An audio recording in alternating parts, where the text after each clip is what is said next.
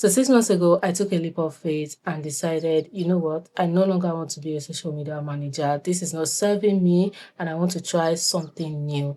I'm going to fully bet on myself, go all in and immerse myself into design. So I picked a niche, presentation design, because my history with design has been a roller coaster. So I knew my strengths and weaknesses and went for where I believed I could make it and I had an advantage. And so I set out on this journey and decided I was going to document it online, and I juggled so many things at the same time until I gave up, which is why you've not gotten from me a 90 days update. And this is like 6 months later. So let's get into it, okay?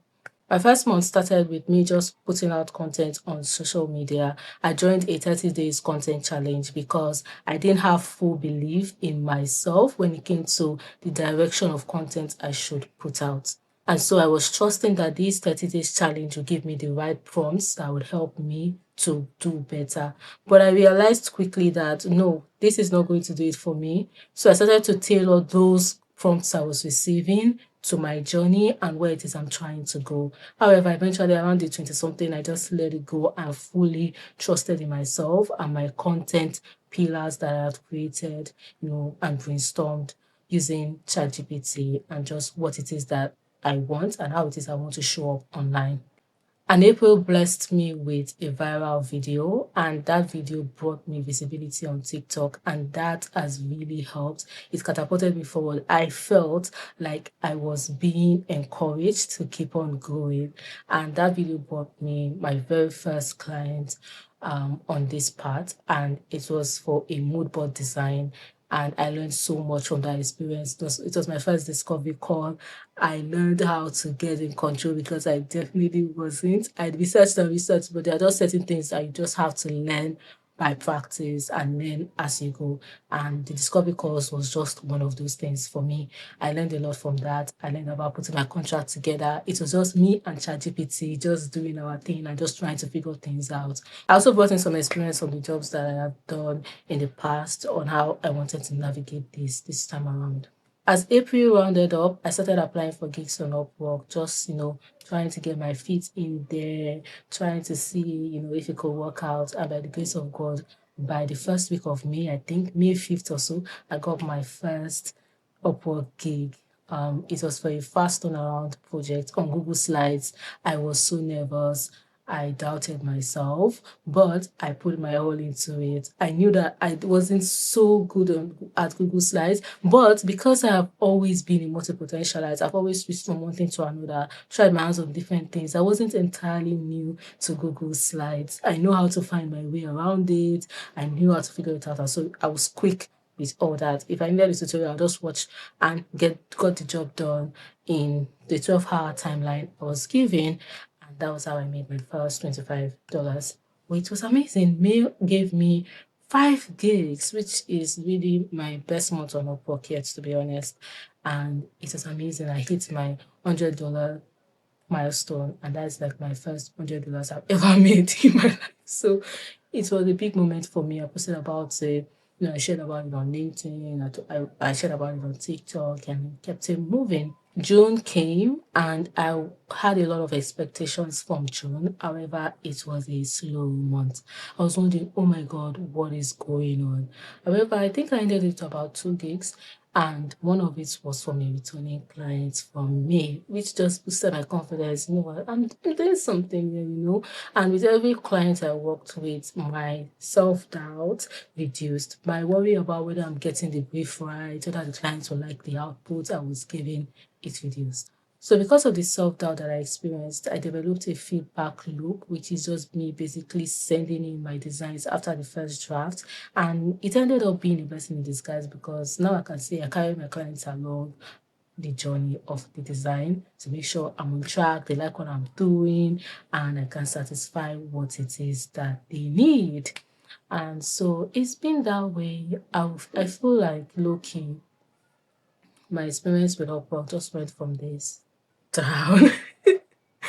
Yeah, I feel that way. Although some months, even though I got like 2 gigs or 1 gig, my earnings surpassed the previous month. So It was kind of okay. I mean, it's not just about the number of gigs you're getting, it's about how much you are able to make monthly, in my opinion. So there have been challenges, there have been slow months, fast months, but it's been good. I think that TikTok has been really rewarding.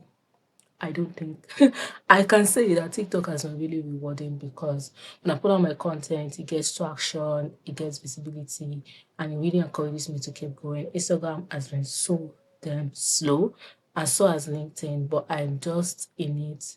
I keep going because I am playing the long game and I understand the implications of giving up. I understand that because I have given up in the past. I feel like in some ways I'm reliving the same life, like same circle, but with different skills and different opportunities. So I have some insight into what giving up would be like because I've given up before and more than once as well. So I just have to keep going and encouraging myself because I do not want to live a life of regret. And I'd rather fail and try and fail and know that okay, I failed than regret and wonder what could the outcome have been. Okay. Yeah. In the first 90 days period, I also got a student from TikTok, someone that wanted me to teach her how to put together a portfolio, and it was a learning experience. I had hiccups on that day, I had hiccups with Zoom, I had hiccups with recording, I had a lot of things come up, but I was able to get it done amidst all the challenges, and I was able to, give her value for her money. I've also had to confront my limiting beliefs on this journey. It has not been easy, especially when it comes to pricing my services. I've had to face my fear of success, my fear of money, my limiting beliefs around money, and I just got to a point where I started to ask myself why I couldn't break through a certain financial ceiling. No matter how hard I've been working, I've just been under a certain financial ceiling, and it's so annoying. It's so annoying, but it's such a process and it's scary every day, but I keep showing up for myself. One thing I've done in the last few months is consistently show up on social media. I'll be able to go on my TikTok, I think, um, by November, because October is coming to an end. By November, I should hit my 1,000 followers and finally be able to put a link in my bio. That's been such a goal of mine. It's taking so long, oh, I know, but I'm still grateful that I keep at the journey because sometimes what takes long is getting to that first 1,000, and after that, it will catapult. And everyone's journey is just different. So I'm embracing my journey, loving my journey, and appreciating my journey. What else happened? Oh yes, I got the Upwork Rising Talent badge. It was such a happy achievement of mine. I think that was around August. I was so happy. Oh my god. Because it was such a goal. I kept wondering when will I get there? Will this happen? And it did happen, and it's been amazing. Also hit a milestone in terms of earnings, and that has been amazing too. But it's not been smooth, and it's not been as great as I thought it would be.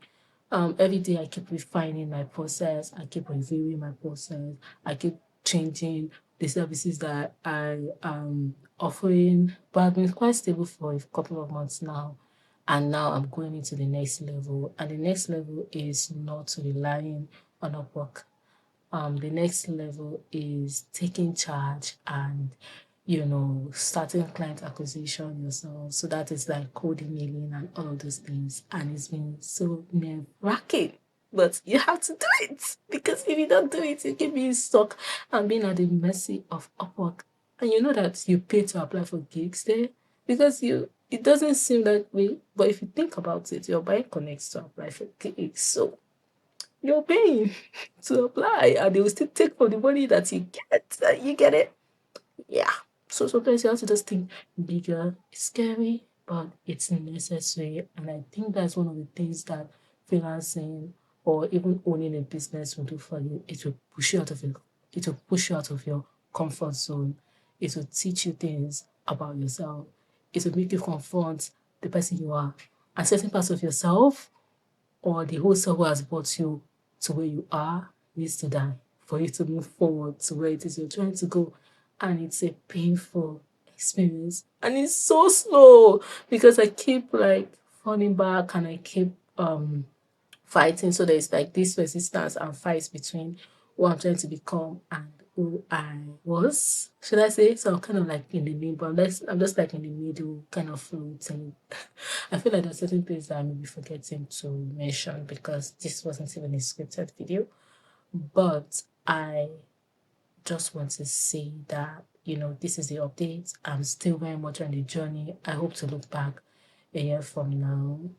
What? 6 months from now, and have, a much better story, which is what keeps me going. I keep going because I keep thinking about who I'll be 6 months from now if I just keep trying, keep pushing myself outside my comfort zone, and just keep being myself, keep showing up for myself. I know that little drops of water make a mighty ocean. The small steps eventually accumulate, and the dots always align when we look backwards. So just have to keep going, and I hope that this encourages you.